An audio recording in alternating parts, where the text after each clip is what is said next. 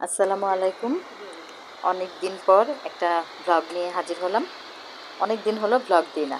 আজকে একটা দিলাম, যেহেতু বৃষ্টির দিন, সকাল থেকে বৃষ্টি হচ্ছে। এখন কিছুটা বৃষ্টি থেমে গেছে, কিন্তু প্রচুর বাতাস। আমাদের রাস্তায় অলরেডি ওই যে দেখা যাচ্ছে পানিও উঠে গেছে। যাই হোক, নাস্তা তো করতেই হবে। তো নাস্তা আমি বানিয়ে ফেললাম। এখানে মিষ্টি কুমড়ো, চাল কুমড়ো, আলু, বুটের ডাল দিয়ে একটা সবজি করেছি আর রুটি করেছি। এই সবজিটা কিন্তু খেতে খুব ভালো লাগে। আমি একটা বিশেষ মশলা দিয়ে এই সবজিটা রান্না করি। এই ডাল ভাজিটা হোটেলের ডাল ভাজির চাইতে কোনো অংশে কম না টেস্ট। আমাদের ঘরে এই ডাল ভাজি হলে হোটেলের ডাল ভাজির কথা আর কেউ বলেই না। তাই আমি প্রায় প্রায় এই ভাজিটা করে থাকি, আর এই রেসিপিটাও আমি আপনাদের সাথে শীঘ্রই শেয়ার করব। কেননা এটা খেলে আপনারা আর হোটেলে ডাল ভাজি কিনবেন না আশা রাখি। যাই হোক, এখন এটা দিয়ে আমরা একটু নাস্তা টাস্তা করে নেব। আর যেহেতু কালকে সারা রাত খুব বৃষ্টি হয়েছে, বাতাসও হয়েছে, সকালেও বৃষ্টি হলো, বাতাস হলো, ছাদে আমার কিছু গাছ আছে, সেটাকে একটু দেখতে যাব। আর সবাই বলছে একটু খিচুড়ি খাবে, সেখান থেকে কিছু আমার কিছু সবজি পাতা টাতা আছে, সেখান থেকে কিছু পাতাও নিয়ে আসবো। চলুন ছাদে যাই, দেখি ছাদের কি অবস্থা। তো ছাদে চলে আসলাম।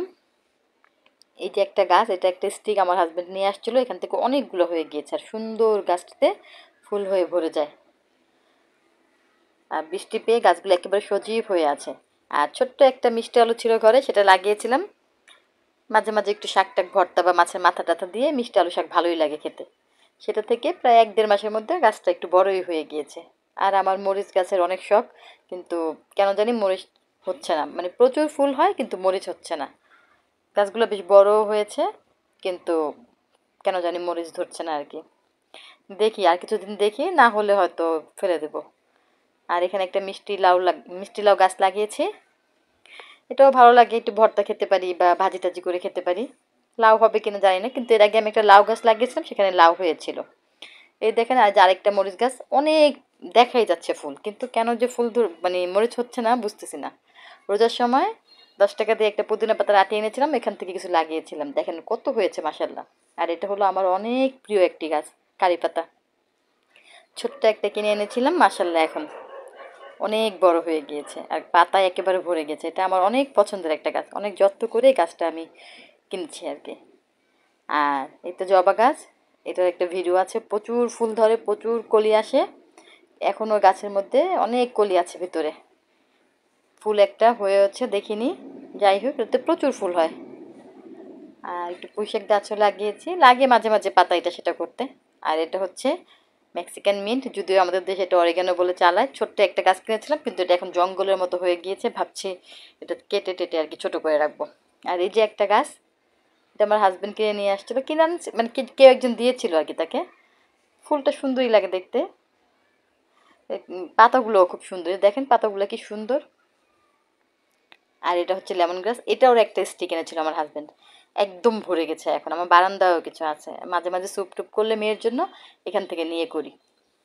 আর এটা হচ্ছে আমার ভীষণ প্রিয় একটা গাছ, পর্তুলিকা। এত ভালো লাগে, এটার ফুলগুলো আরও বড় বড় হয় এখন মেঘের কারণে, মানে বৃষ্টির কারণে ফুলগুলো ছোট ছোট। এখানে সাদা আছে, হলুদ, রানী গোলাপি, এই কালারটাই বেশি হয়। ফুল না দিলেও আমার ভালো লাগে এই গাছটা, অনেক পছন্দের একটা গাছ আমার। যাই হোক, আমার হাজবেন্ড কিছু পাতা ছিঁড়ছে খিচুড়ির জন্য, মানে পুঁই পাতা, লাউ পাতা এগুলো নিচ্ছে সে। বলছে যে যেহেতু বৃষ্টি বৃষ্টি ওয়েদার, একটু খিচুড়ি করো। তো গাছ দেখতে আসলাম, আর এদিক কিছু পাতাও নিয়ে যাচ্ছি।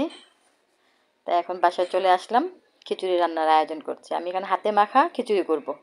পেঁয়াজ, রসুন আর রেগুলার যে মশলা, হলুদ, মরিচ, ধনিয়া গুঁড়া, জিরা, গরম মশলা, সব মশলা অল্প অল্প করে দিব। দিয়ে এখানে আমি কিছু সবজি নিয়েছি। সবজি হচ্ছে আলু, কিছু মিষ্টি আলু, আর মিষ্টি লাউ। এগুলো দিয়ে এই সবজি খিচুড়িটা হবে। প্রথমে মশলাগুলোকে লবণ দিয়ে ভালো করে তেল দিয়ে, অল্প তেলেই রান্নাটা হবে, মাখিয়ে নিলাম। তারপরে সেই কেটে রাখা সবজিগুলো দিয়ে আবার ভালো করে মাখিয়ে নিব। তারপরে এর মধ্যে আমি চাল ধুয়ে রেখেছিলাম, সেটা এর মধ্যে দিয়ে দেবো। এই খিচুড়িটা খুব ঝটপট সহজে হয়ে যায়, খেতেও ভালো হয়, কিন্তু আমার মেয়ে এই খিচুড়ি খাবে না, তার জন্য অন্য কিছু রান্না করতে হবে। মেয়ের জন্য হয়তো ফ্রাইড রাইস কিছু একটা করে দেবো, কারণ সে এই খিচুড়িও খাবে না, ঝরঝরে খিচুড়ি খাবে না, মানে কোনো খিচুড়ি তার পছন্দ না। যাই হোক, এখন এটা তো আর পানির কোনো মেজারমেন্ট নাই, একটু বেশি কম হলেও সমস্যা নেই, বেশি করে পানি দিয়েই বসিয়ে দিলাম চুলায়।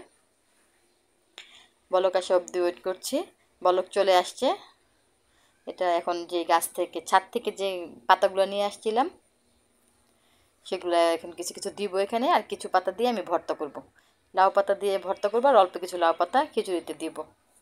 তো এখানে আমি কিছু লাউ, পুঁই পাতা আর মিষ্টি মিষ্টি হ্যাঁ মিষ্টি আলু পাতা এগুলো নিয়ে নিয়েছি। খিচুড়িটা আমার হয়ে গিয়েছে। আমার হাঁড়িটা একটু ছোট হয়ে গিয়েছিলো, আটসাট হচ্ছিল, বড় একটা হাঁড়িতে শিফট করেছি। খিচুড়িটা যখন হয়ে গিয়েছে তখন আমি সেই পাতাগুলো এখানে দিয়ে দিলাম। গাছের পাতা, একদম কচি কচি পাতা, বেশি সময় লাগবে না, একটা বলক আসলে সিদ্ধ হয়ে যাবে। দেখেন এই গরমের মধ্যেই অলরেডি পাতাটা নরম হয়ে গিয়েছে। এখন এর মধ্যে একটা ফোড়ন দিব, যেহেতু আমি অল্প তেল দিয়ে মাখিয়ে নিয়েছি, এখনও অল্প, খুব বেশি তেল লাগে না, এই পাতলা খিচুড়িটা করতে খুব বেশি তেল লাগে না। এখানে পেঁয়াজ, রসুন, শুকনো মরিচ দিব, আর একটু শুকনো মরিচ দিয়ে নিলাম। যখন এটা একদম ব্রাউন কালার হয়ে আসবে তখন এর মধ্যে একটু লাল মরিচের গুঁড়ো দিয়ে দিব। এই লাল মরিচের গুঁড়ো দিলে কালারটাও ভালো আসে, টেস্টটাও ভালো আসে, স্মেলটাও ভালো আসে। এই তো হয়ে গেল আমার খিচুড়ি। এখন এটাকে নেড়ে চেড়ে একটা বলক তুলে নিলেই হয়ে যাবে আমার খিচুড়ি। খিচুড়িটা হয়ে গেল। হ্যাঁ, এখন আমি বেগুন করব, রসুনি বেগুন। এই বেগুন ভাজাটা কিন্তু খুব ভালো লাগে, ভাতের সাথেও ভালো লাগে, খিচুড়ির সাথেও ভালো লাগে, পোলাওয়ের সাথেও ভালো লাগে, ইভেন কি রুটির সাথেও ভালো লাগে। আমি একদিন রুটির সাথেও করে খেয়েছি, খুব ভালো লেগেছে। এখানে একটা মশলা তৈরি করতে হবে, হলুদ, মরিচ, ধনিয়া, লবণ আর রসুন।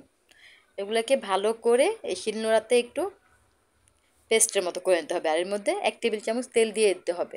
তেল দিয়ে একটু সুন্দর করে শিলনোড়া দিয়ে বেটে বেটে নিলেই একটা সুন্দর একটা মশলার মতো হয়ে যাবে। তারপরে বেগুনকে আমি 2 ভাগ করে নিয়েছি, ছোট ছোট বেগুন, খুব বেশি বড় বেগুন না এগুলো। তারপর আমি যেভাবে দেখিয়ে দিচ্ছি এভাবে করে বেগুনটা কেটে নিতে হবে, প্রথমে লম্বা লম্বি, তারপরে আড়াআড়ি, একটু ভিতর পর্যন্ত দিতে হবে যাতে মশলাটা ঢুকে যায়। এভাবে করে আমি বেগুনগুলো কেটে নিলাম। এখন এর মধ্যে সেই মশলাগুলো মাখিয়ে নিলাম, একটু চেপে চেপে দিতে হবে যাতে ভিতর পর্যন্ত যায়। এভাবে করে আমি সবগুলো বেগুনে মশলা দিয়ে দিলাম, আর কড়াইতে তেল দিয়ে তেল গরম দিয়ে বেগুনগুলো দিয়ে দিলাম। এখন যেভাবে আমরা নর্মাল বেগুন ভাজি সেভাবে বেগুনটা ভাজতে হবে। এটা কিন্তু খুব বেশি তেল লাগে না, অল্প তেলেই হয়ে যায়। ডুবো তেল দিলে হয়, কিন্তু অল্প তেলেও ভাজা যায়। এক পাশ উঠিয়ে দিব, উঠিয়ে দেওয়ার পরে এটাকে ঢাকা দিতে হবে। যেহেতু একটু মোটা করে কেটেছি, একটু ঢেকে নিলে তাড়াতাড়ি সিদ্ধ হয়ে যাবে। একটা সাইড উল্টানোর পরে আমি এটাকে একটু সামান্য একটু তেল দিয়ে দিব, দিয়ে এটাকে একটু ঢাকা দিয়ে দিব। এই বেগুন ভাজাটা কিন্তু সত্যিই খুব ভালো লাগে, আপনারা করে দেখবেন, টেস্টটা কিন্তু অসম্ভব রকম ভালো আসে। তারপরে একটু চেপে চেপে দুটো সাইডে উঠিয়ে নিতে হবে, এরকম লাল লাল হয়ে গেলেই হয়ে যাবে আমার রসুনি বেগুন। খিচুড়ির সাথে, ভাতের সাথে, সব কিছুর সাথেই ভালো লাগে। তারপর যেহেতু খিচুড়ি, একটা ভর্তা তো থাকতেই হবে। ছাদ থেকে লাউ পাতা নিয়ে আসছিলাম, মানে মিষ্টি লাউ পাতা, সেটা দিয়েই একটু চাপা শুটকি ভর্তা করব। এখন কিছু পাতা নিয়ে নিলাম, এখানে একেবারে কচি কচি পাতাগুলো নিয়েছি, ছোট ছোট পাতাগুলো নিয়েছি। 4-5টা পাতা আমি পরিষ্কার করে ধুয়ে নিয়েছি, এগুলো একসাথে করে নেব। তার উপরে 2-3টার মতো শুটকি আমি ধুয়ে রেখেছিলাম, চাপা শুটকি, সেটা দিয়ে তার উপরে একটা পাতা দিয়ে আমি যেভাবে দেখাচ্ছি এভাবে করে একটু ফোল্ড করে নিলেই হয়ে যাবে। তারপরে একটু চাপ দিয়ে নিতে হবে। এখন যে তাওয়ায় আমি বেগুন ভেজেছি সেই গরম তাওয়াতেই এটা দিয়ে দিলাম, দিয়ে একটু এপাশ ওপাশ করব, করে এটাকে ঢাকা দিয়ে দেবো। ঢাকা দিয়ে দিলে এই পাতা থেকে একটু পানি বের হবে, সেই পানিতেই এটা সিদ্ধ হয়ে যাবে। এতে পাতাটা একটু নরম হয়ে যাবে, আর একটু চেপে চেপে এপাশ ওপাশ করতে হবে। আর যে পানিটা বের হয়েছে সেই পানিটা শুকিয়ে নিলে এই যে এরকম হয়ে যাবে, ভিতর থেকে শুটকিটা একদম গলে গিয়েছে। এ তো হয়ে গেল আমার এই শুটকিটা। এখন এটাকে উঠিয়ে রাখবো। তারপরে পরিমাণ মতো পেঁয়াজ, রসুন, কাঁচামরিচ দিয়ে যেভাবে করে আমরা শুটকি ভর্তা করি ওভাবে করব। তেলের মধ্যে একটু রসুন দিয়ে দিলাম, কাঁচামরিচ দিয়ে দিলাম আর পেঁয়াজ, এটাকে একটু ভেজে নিব, মানে একটু নরম করে নিব আর কি। তারপরে শিলনোড়াতে নিয়ে এখন এটাকে শিলনোড়া দিয়ে বেটে নিলেই হয়ে গেল আমার লাউ পাতা দিয়ে চাপা শুটকি ভর্তা। একটু লবণ দিয়ে দিতে হবে স্বাদ মতো, কারণ আমি তো এর আগে লবণ দিইনি। ব্যাস, এভাবে ডলে নিলেই হয়ে গেল। আসলে খিচুড়ির সাথে ভর্তা না হলে কেন জানি এটা একটা অসম্পূর্ণ হয়ে যায়, একটু ভর্তা থাকতেই হবে। খুব সহজেই আমার ভর্তাটা হয়ে গেল। ভর্তাটা হয়ে যাওয়ার পরে এখন আমি মেয়ের জন্য অল্প একটু ফ্রাইড রাইস করে নেব, কারণ মেয়ে আমার এগুলো কিচ্ছু খাবে না। যাই হোক, এখন এই যে খিচুড়িটা আমরা পরিবেশন করছি। এখানে খিচুড়ি নিয়ে নিলাম, তার উপরে বেগুন ভাজাটা দিলাম। বেগুন ভাজাটা কিন্তু দেখতে যেমন সুন্দর হয়েছে না, খেতেও খুব ভালো হয়েছে। আর একটু শুটকি ভর্তা, আর আমার ঘরের তৈরি জলপাই রসুনের আচার। এই আচারটাও খুব ভালো, টক মিষ্টি আচার। আর সাথে একটু পেঁয়াজ নিয়ে নিলাম। এটা টেস্টটা কিন্তু খুব ভালো হয়েছে। একটু বেগুনটা দিয়ে টেস্টটা করে আপনাদেরকে দেখাবো টেস্টটা আসলে কেমন। এটা আসলে আমি খেলে তো আর হবে না, আপনারা করে দেখলেই বুঝবেন টেস্টটা কেমন। নিজের দেখে হয়তো, নিজেরটা তো মানুষ সবসময় ভালোই বলে, কিন্তু আসলে আপনারা করে দেখবেন, টেস্টটা কিন্তু খুব ভালো হয়েছে। একটা আচার দিয়ে খেতে খুব ভালো লাগে। তো বৃষ্টি তো চলছেই, বৃষ্টি তো আর থামার নাম নেই। দেখি কি করি। সারাদিন অনেক কাজ করলাম, আমাদের জন্য রান্না, মেয়ের জন্য রান্না। এখন বিকাল হয়ে আসছে, বিকালে আবার বৃষ্টি। এখন প্রায় সন্ধ্যা সন্ধ্যা, সবাই বলছে ভাজা পোড়া কিছু করো। তো হুটহাট আর কী করবো, মসুরির ডাল আর চিকেন দিয়ে একটু টিকিয়ার মতো করে নিলাম। আমরা যেভাবে ডাল ভর্তা করি, হলুদ, মরিচ, ধনিয়া, জিরা, গরম মশলা আর কয়েক পিস চিকেন দিয়ে সিদ্ধ করে নিয়েছি। সিদ্ধ করে নিয়ে আমি সেই শিল নোড়াতে একটু ডলে নিয়েছি। তারপরে এমন হয়ে গিয়েছে। তারপরে এর মধ্যে একটু পেঁয়াজ, কাঁচামরিচ আর আমার গাছের সেই পুদিনা পাতা দিয়ে এরকম বড়ার মতো করে নেবো। যখন এরকম হয়ে যাবে, মানে দুইটা সাইড যখন একটু শক্ত শক্ত হয়ে আসবে, তখন আমি একটা ডিমের মিশ্রণ এটাকে আবার কোট করব। যেরকম লাল লাল হয়ে যাবে, কিন্তু ভিতরটা কিন্তু এখনও নরম আছে। ডিমের মধ্যে চুবিয়ে দুইটা সাইডে চুবাবো, চুবিয়ে আবার তেলের মধ্যে দিয়ে দিব।